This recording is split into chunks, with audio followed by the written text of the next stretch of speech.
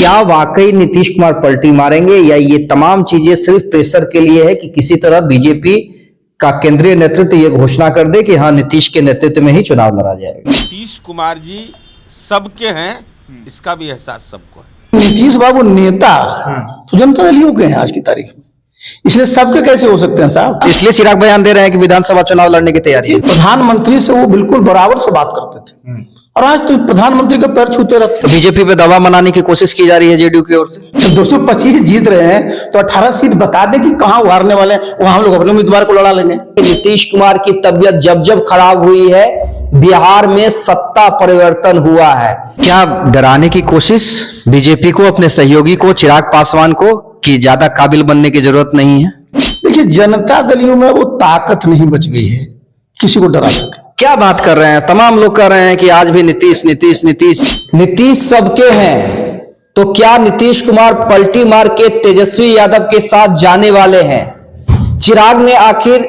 ऐन वक्त क्यों घोषणा कर दी कि हाँ मैं भी विधानसभा चुनाव लड़ना चाहता हूं?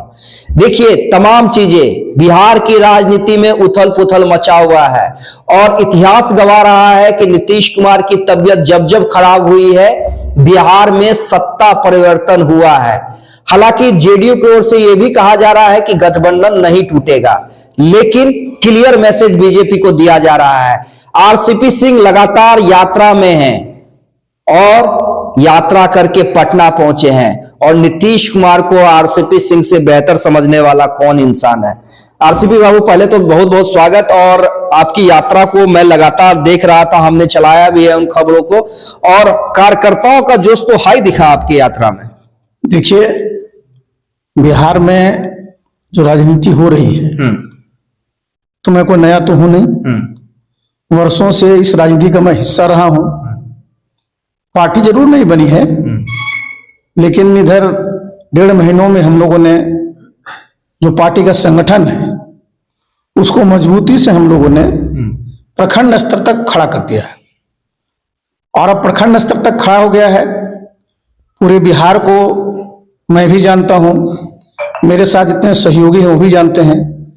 तो 243 जो विधानसभा है वो हम लोगों के लिए नई नहीं है और जितने हमारे कार्यकर्ता हैं वो सभी विधानसभाओं में।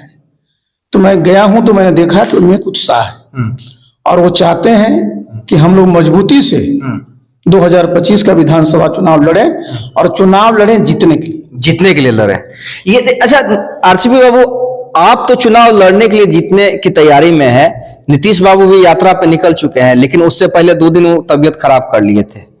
और जैसा कि मैंने कहा कि नीतीश जी की जब तबियत खराब होती है सहयोगी दल की तबियत खराब कर देते हैं। जेडीयू की ओर से फेसबुक पे पोस्ट लगा दिया गया है नीतीश सबके हैं और बिहार में किसी की बात नहीं होगी, सिर्फ नीतीश कुमार की बात होगी। क्या है ये, आप तो भली बात ही जानते हैं। व्यक्ति सबका नहीं होता है, पद सबका होता है। नीतीश बाबू मुख्यमंत्री बिहार के तो मुख्यमंत्री वो सारे बिहार के लोगों के, लेकिन नीतीश बाबू नेता तो जनता दलियों के हैं आज की तारीख में, इसलिए सबके कैसे हो सकते हैं साहब।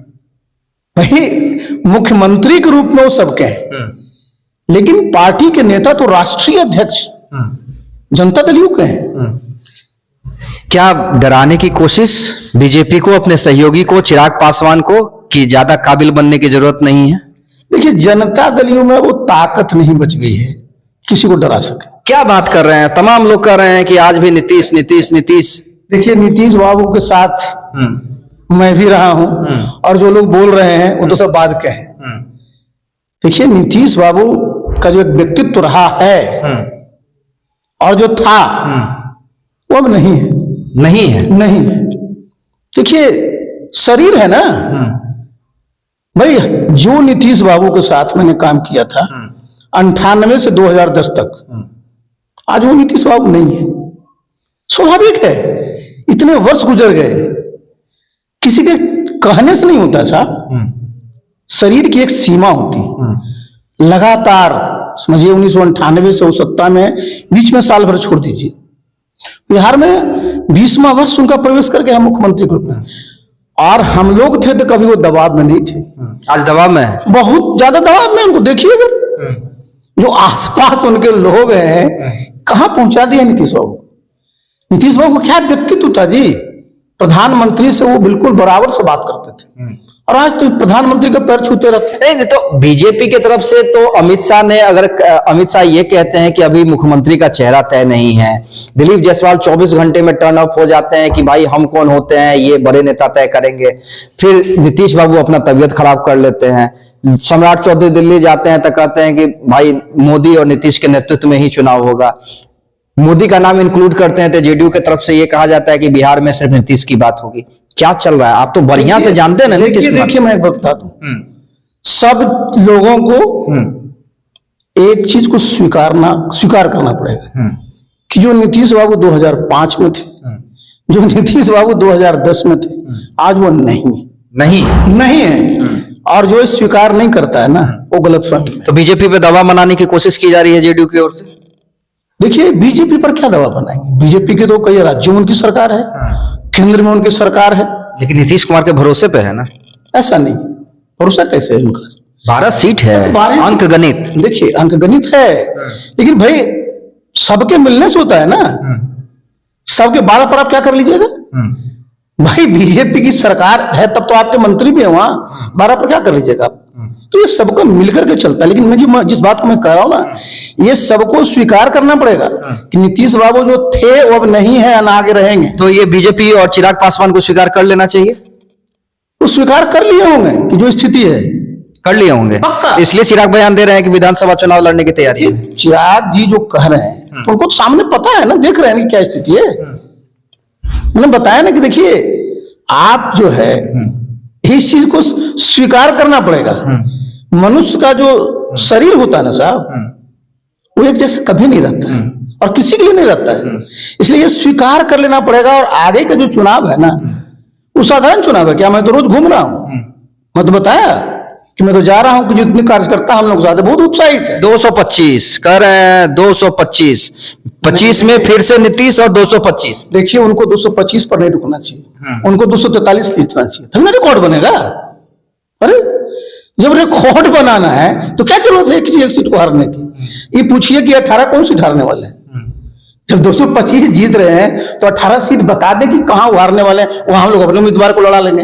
अच्छा आरसीपी बाबू, क्या लगता है, आप तो नीतीश कुमार के प्रेशर पॉलिटिक्स को जानते हैं, किस हिसाब से करते हैं, वाकई लगता है आपका राजनीतिक अनुभव क्या कहता है, या आप जितने दिनों से नीतीश कुमार के साथ रहे हैं, कि क्या वाकई नीतीश कुमार पलटी मारेंगे, या ये तमाम चीजें सिर्फ प्रेशर के लिए है कि किसी तरह बीजेपी का केंद्रीय नेतृत्व ये घोषणा कर दे कि हाँ नीतीश के नेतृत्व में ही चुनाव लड़ा जाएगा? देखिए प्रेशर की एक सीमा होती है ना, और जब सब लोग जान जाते हैं कि आपका अमोघ अस्त्र क्या है, जब पता चल गया कि अमोघ अस्त्र क्या है, उसका काट लोग अपने पास रखते हैं। और मैंने बताया ना कि भाई ये तो देखिए ना, बिहार का कितना बड़ा दुर्भाग्य है साहब कि 2020 में लोकसभा विधानसभा का चुनाव होता है और 5 साल के लिए होता है।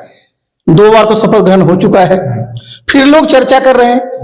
भाई यहां पर क्या डिस्कोर्स है? डिस्कोर्स सिर्फ पलटी मारने की हो रही है। कितनी गलत बात है। बिहार की जो समस्याएं हैं, जैसे आज ही मुख्यमंत्री जी की यात्रा निकली है और नाम दिए हैं प्रगति, तो भाई प्रगति का मतलब है प्रोग्रेस।